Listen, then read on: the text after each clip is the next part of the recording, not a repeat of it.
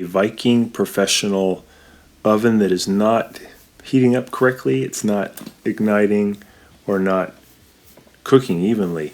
So this one is an example of one that is working. When you set it for heat, you should be able to look down underneath the oven door and see two flames, two igniters that fire up in about 60 seconds, and then two nice blue flames. So that would be an oven that's working correctly. And with this oven, we noticed that wasn't working quite right. Here's an example of an igniter that is working. As soon as you call for heat, it starts to glow bright. Here's the one on the left, is an old one that is not working and it just doesn't quite fire up. The one on the right ignites with gas burning. The one on the left took another 20 minutes before it ignited. So that's the case. It's important to replace it with an igniter. Here's a generic igniter that works for this model and is also pretty cheap. You can get it on Amazon. We'll make sure we unplug it or turn off the power at the breaker box. And then we're just going to pull the door straight off. We pull it off at about 45 degrees and then lift up and the door comes out. We're going to remove this bottom panel by removing two Phillips head screws, one on the left, one on the right, so we can get to the wires that hook up to the igniter. So on this model there's two igniters, and if you have uneven baking, it could be that one of them is not working correctly. And if nothing lights up, then you have to replace both of them. So we're going to take out these racks, I'm going to lift this up and then pull it out at the top. Probably wisest to replace both igniters while you're in there because it takes a little bit of time to get to where you can replace the igniter, so it's good just to do them both at the same time. We're going to pull up on the one on the right and then pull it out at the top. And now we'll be able to lift the bottom panel off with the heat deflector. Kind of heavy, so take your time. Pull that off, and then you'll have good access to get to both igniters. So we're pulling the bottom panel out of the way, and there's the igniter on the left and the igniter on the right, and they're just held in by some Phillips head screws. And we're just going to put a little bit of lubricant on the threads. You can use any kind of oil. This stuff works pretty good though. But any kind of like 3-in-1 oil, mineral oil would work. Just put a little bit on each one of the threads. And then we're going to be removing the igniter on the right first. We just have to undo the wires for that igniter and then just spin out those two Phillips head screws. The one on the left's a little bit harder to get to. Takes a little bit more steps, but this one's pretty easy. So we got the screws out, can lift it up, and we just have to remove these two wires that hold it in place, or that give it power. Then we can just pull the whole thing out. And then all we need to do is just cut the wires from the old one and splice them onto the new igniter.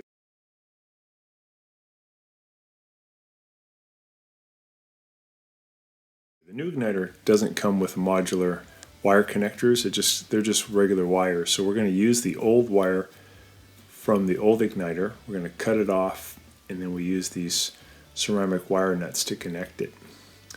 Now we're going to pull the wires through the firewall, and once we get them through, then we can just put those Phillips head screws back in on that igniter.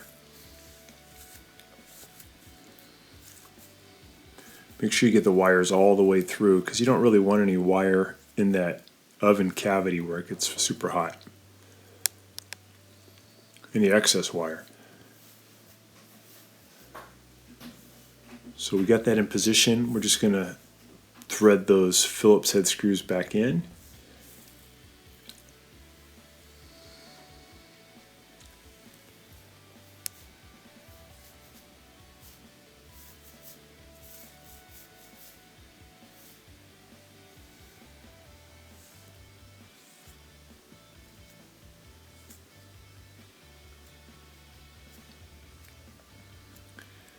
And then we'll tighten them down, and then we'll reconnect the two wires that bring power to the igniter.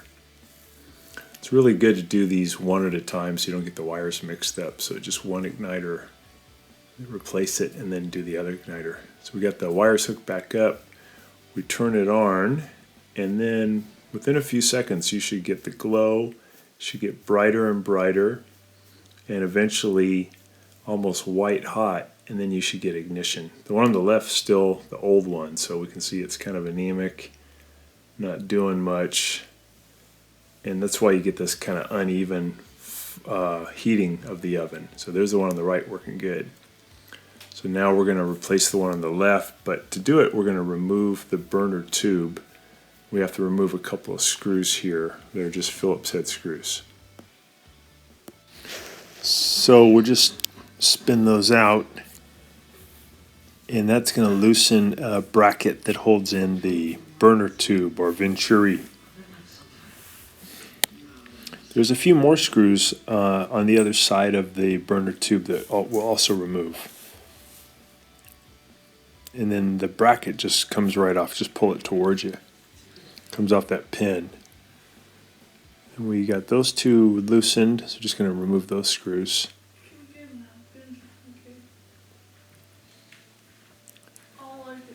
And then we just undid the venturi burner tube from its seat, and we're going to pull the whole thing out. We've got to make sure we undo a couple wires that are holding on the igniter. You got this one over here at the safety valve. Just wiggle that one off.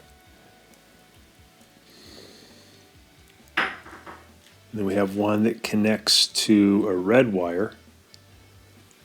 Could undo that one.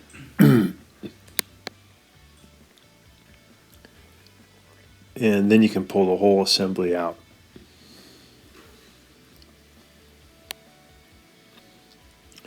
So we'll remove the screws that hold on the old igniter.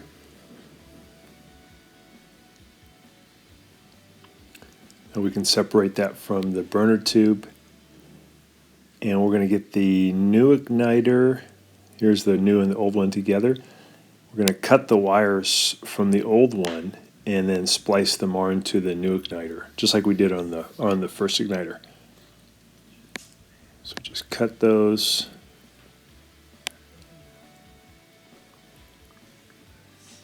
We'll splice about 1/4 inch of the insulation off, and we use our little ceramic wire nuts to hook them together. There's the two old ones.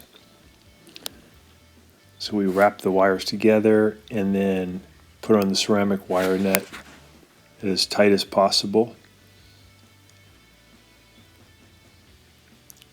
We do that for each side. And now we hooked the igniter back onto the burner tube. And we're going to feed the burner tube back through the firewall. We'll also pull the wires back through. And then we put the tube through. We get it seated back onto where the gas comes in. I can just remove some of the dirt that got in there. Put that back on, and we just got to hook up the Phillips head screws that hold the tube in place, and then hook up the wires, and then we can take it for a test. So now we have the bracket in the back in position. We're going to just put those screws back in, two Phillips head screws. It is possible to change the igniter without removing this left burner tube, but it's just hard to get to one of the screws, so this probably is an easier way to do it. So tighten those down.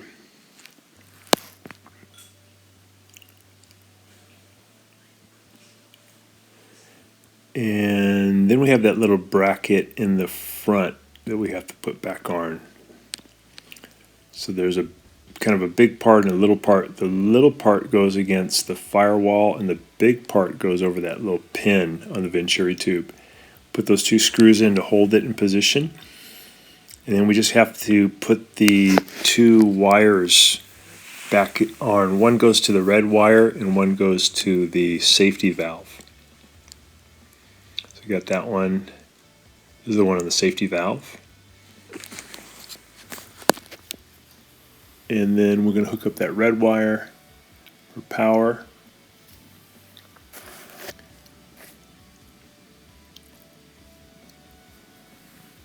And we're just going to tuck away the wires, just kind of get them out of the way. Try and be careful that no wires are sticking into the area where the oven is. And we're going to test it out now. We set it for 350, and then just within a few seconds we see both igniters glowing at the same time, and then we'll see them ignite at about the same time. So now you have a nice even heating, and the bake will work really well. This lasts maybe another 7 to 8 years. It's a nice flame. And you're all set. Next thing is just to put it back together. So get the thumbs up. So we put the bottom plate back on. I have to lift it up in the back a little bit to be able to seat it all the way in where I want it. There we go.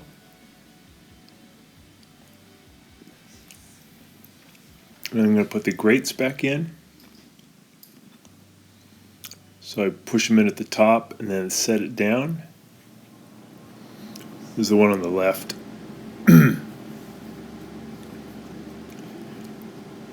This bottom plate was a little warped, probably got warped during the self-cleaning cycle, so I have to kind of push down hard to get it to be flat, but that's okay. That's pretty common. Put the one in on the right, push it in, and we'll put in that bottom plate, the toe kick panel.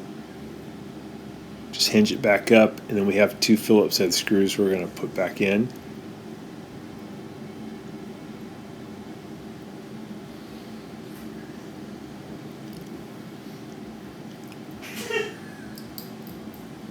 So tighten those up.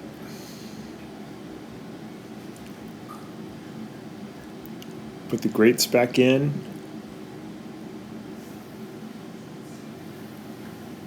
And we want to slide the door back on, but we want to get the little hinge things to be out where it makes it easier to slide on. So I'm going to pull it toward me and then push this little lever down to hold it. You can do it at this 30 degrees, or you can go down to 45 degrees, whatever is easier for you. Either one works. Do the same on the right side. And then I'm going to put the door against my knee and just feed it onto those hinges. And we're going to push it down and kind of wiggle it and push it at the same time, and it should seat itself down. You may have to move those little levers.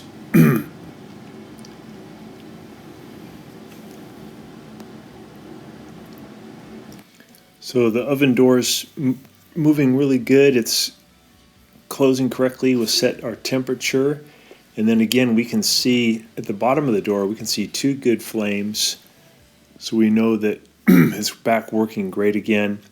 And this is a great oven that'll last for many years. Just these igniters go out now and then, and pretty easy to replace.